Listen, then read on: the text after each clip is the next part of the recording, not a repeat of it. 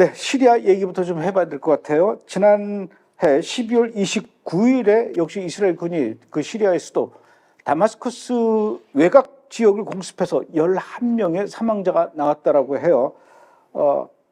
아직도 이렇게 이스라엘이 시리아를 공습하는데 그건 왜 그러는 겁니까?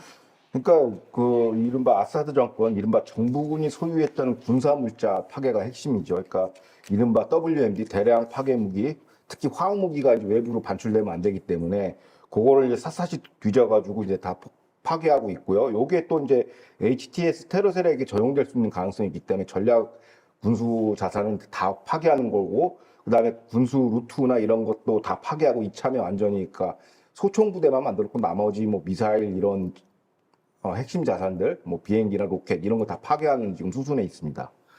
어쨌든 지금 시리아 상황이 많이 변화해 가고 있는데, 일단 이란과 러시아가 지금 시리아에서 막 빠져나가고, 특히 러시아는 뭐 도망가듯이 지금 빠져나가고 있는 그런 상황인데, 러시아가 시리아에서 나 몰라라 하고 뒤도 안 돌아보고 이렇게 도망가는 상황, 이 조현영 기자는 어떻게 보십니까? 그러니까 이제 그 내셔널 인트러스트라고 이제 그 안보 전문 매체가 있거든요. 거기에 이제 분석에 따르면 러시아가 이제 세 가지 전략적 패착을 저질렀다고 합니다. 그 첫 번째가 뭐냐면 이제 와그너 그룹이라고 그 용병 회사 있지 않습니까? 네. 그 수장 이제 프로고진이 이제 사망하면서 이제 비행기 사고로 사망했죠. 그렇죠. 뭐 그 뭐 쿠데타 모의 등등 뭐 음모론이 있죠. 근데 어찌됐든 와그너 그룹이 와야 되면서 이게 이제 사실상 아사드 정권의 호위 무사 역할을 했어요. 와그너 그룹이. 그러니까 지상군 지휘관 역할을 하는 인터널 디펜스라고 해서 군사 고문단 역할이 와야 됐고 정보 정찰 역할을 했는데 아사드는 와그너 역할이 이제 와해가 되니까 이 빈 공간을 누구한테 맡겼냐면 호위 병력을 누구한테 맡겼냐면 이란의 대리 세력이 헤즈볼라한테 맡겼어요. 그러니까 헤즈볼라가 있는데 헤즈볼라는 또 이스라엘한테 엄청나게 또 거의 뭐 붕괴에 가깝게 공격을 당해서 헤즈볼라가 이제 완파가 된 것이죠. 그래서 아사드 정권을 지탱하는 그 군사적인 그 자산들이 다 와해되면서 발생했고, 이 출발은 러시아의 와그너 그룹 해체다라고 보는 거고, 두 번째는 뭐냐면 러시아는 아사드 정권을 어떻게 이렇게 국가로서의 개혁을 하거나 이렇게 한다기보다는 러우 전쟁으로 인해서 국제사회, 미국, 특히의 금융제재를 회피하기 위해서 시리아를 어떻게 활용했냐면 밀수입 창구로 활용을 하게 됐습니다. 그래서 무슨 얘기냐면 마약, 금괴를 시리아 군사기지에다 숨겨놓고서 이제 여기서 이제 불법 마약이나 이런 트래피킹 업무를 한 것이죠. 시리아를 이렇게 개선하기보다는. 그래서 러시아는 이제 아사드 정권을 완전히 이용한 겁니다. 그래서 이제 아사드 정권이 힘이 없었던 거고, 세 번째 마지막이 뭐냐면 요번에 이제 드러났듯이 터키에 대한 오판이에요. 그러니까 뭐냐면 터키가 HTS를 동원해서 아사드를 붕괴시킨 건 뭐 헤즈볼라가 와야 된 것도 있지만 터키가 계속 그 요청을 한 거예요. 아사드 정권한테. 우리가 시리아하고 터키의 문제점은 그 북동부 국경 지역에서의 그 어떤 저 난민 문제거든요.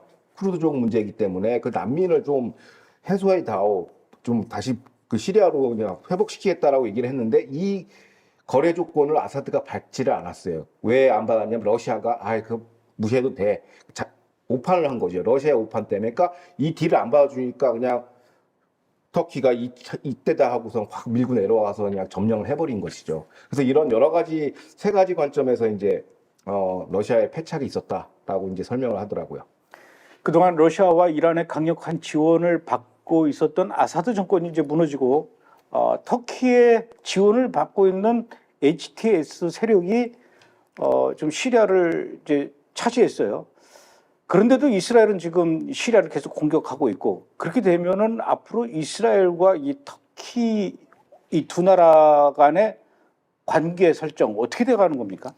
그러니까 이제 주요 외신들은 자꾸 HTS 뭐 ISIS다, 뭐 극렬 테러리스트다, HQ결 테러리스트다 보니까 테러 세력 박멸 어떤 대테러 정책 관점으로 이걸 접근하는데, 사실상 HTS가 중요한 게 아니라 그 배후에는 터키 그 어떤 본가죠. 지원 세력이 더 중요하죠. 그래서 이스라엘은 어떻게 이제 터키랑 관계 설정을 하느냐. 그러니까 핵심 테마는 뭐냐면 시리아라는 안중 지역을 터키랑 이스라엘이 어떻게 배분하느냐의 문제예요. 그런데 그 한계와 설정 범위가 어떻게 되느냐가 문제인데, 이스라엘에서는 지금 두 가지 흐름이 지금 충돌하고 있습니다. 하나는 터키 강경파 매파죠. 그 이스라엘 내에서 터키가 그동안 하마스 계열 무슬림 형제단을 은신처이자 지원했고 본가이고 그동안 반이스라엘 조치 테러 지원 전력을 들어서 이참에 아예 중동 시설을 바꿔버리자. 그래서 이스라엘 시리아 국경지대 드루족 자치구는 물론 이스라엘 국경 지역이 시리아뿐만 아니라 터키 턱 밑에 있는 그 시리아 국경 지역 있지 않습니까? 터키 시리아에 거기 쿠르족이 그 서식하는데 쿠르족도 우리가 지원하자. 그래서 쿠르족 자치구까지 해서 이제 터키를 완전히 이제 코너로 몰아버리자라는 이른바 터키 강경파들의 발언이 있고 또 다른 흐름은 좀 약간 뭐 온건파는 아닌데 냉정한 지정학 게임으로 이걸 접근하는 사람들이에요. 그들은 뭐냐면 터키를 너무 코너에 몰지 말자. 그러니까 드루족 자치구까지는 오케이. 완충지대도 시리아를 활용하는데 근데 터키를 자극하는 쿠르족 지원은 조금 너무 나간 거다라고 이제 하면서 그 두 가지 흐름이 지금 충돌하고 있습니다.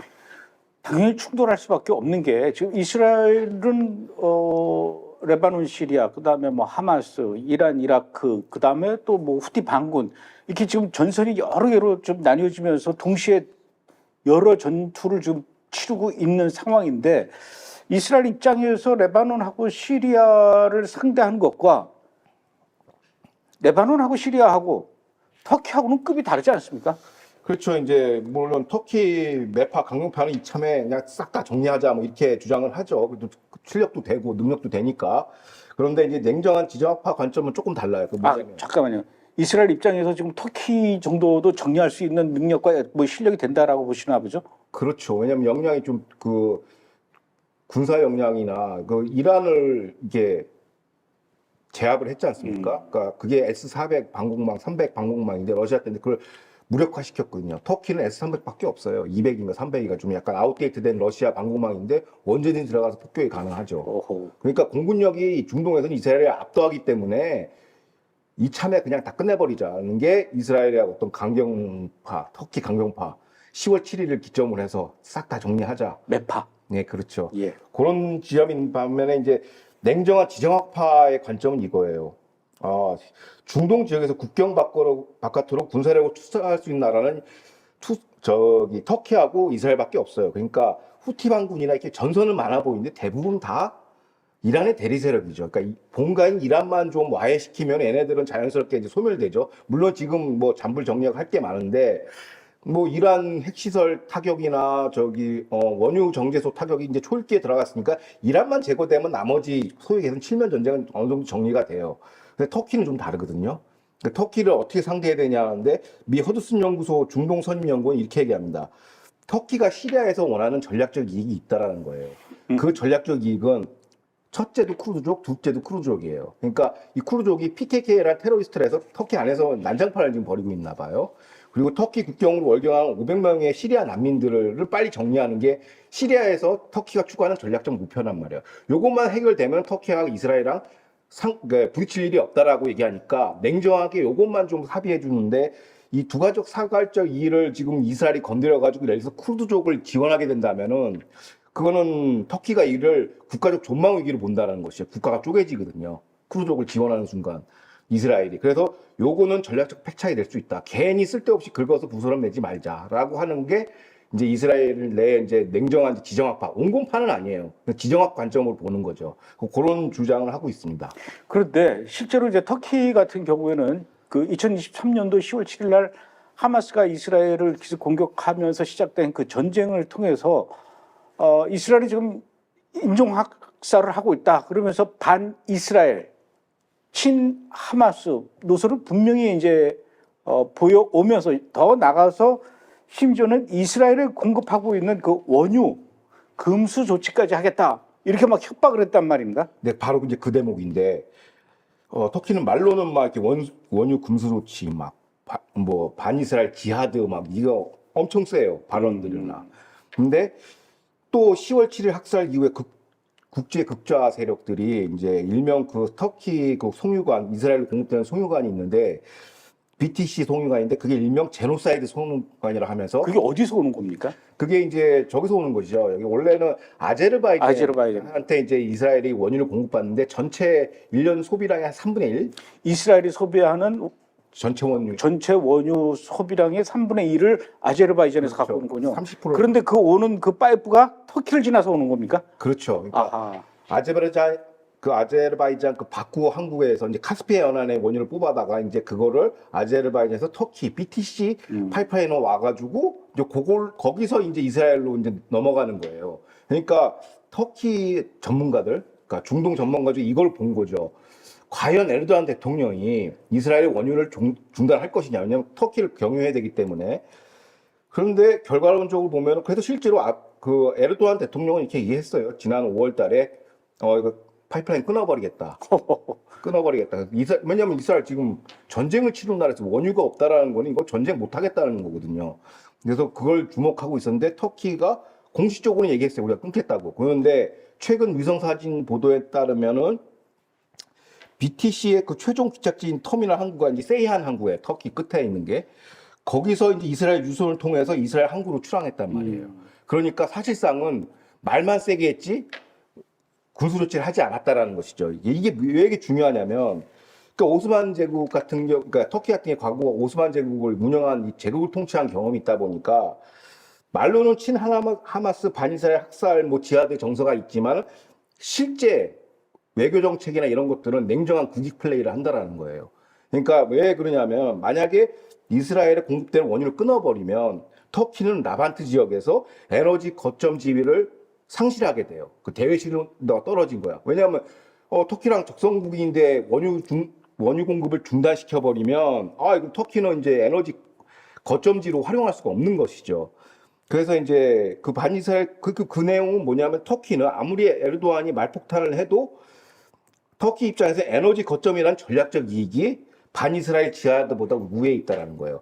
끝에 종국에 가서는 터키는 자기 국익 셈법만 하지 뭐 이 이스라엘 지하드 이거는 다 그냥 레토릭에 불과하다는 것이고, 그러니까 이게 이란하고 차이가 이거예요. 터키하고 이란하고 차이가, 이란은 신정 체제 이슬람 뭐 종말론에 근거하고 있기 때문에 무조건 뭐 이스라엘 학살이죠. 모든 국가 전력이 다 이스라엘 학살로 몽빵돼 있는데 오스만 제국의 부활을 꿈꾸는 이제 에르도안 입장에서는 그냥 우리가 전략적 이익을 사수하겠다, 이게 끝이라는 거예요. 그래서 허드슨 연구소는 뭐라고 했냐면 반유대주의 지하드 담론에 함몰되지 말고 이스라엘은 새로운 중동 지정학 변화에 적응해야 된다. 그러니까 터키랑 냉정한 국익 게임을 펼치라 이거죠. 그래서 이 지정학을 좀 강조하고 있습니다. 이란도 이슬람 국가고 터키도 이슬람 국가인데 두 나라의 이 이슬람 종교를 믿는 그 정도라 그래야 될까요?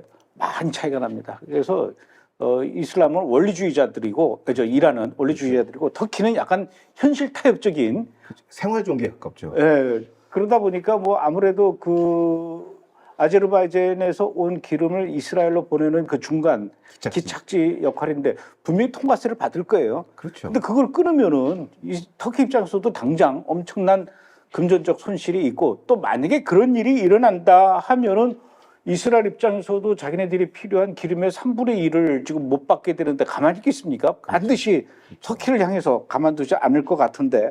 자, 어찌됐든 이렇게 시리아에서의 그 터키의 영향력이 점점 이렇게 상승하는 이런 상황들을 바라보는 이란은 지금 어떤 입장일까요?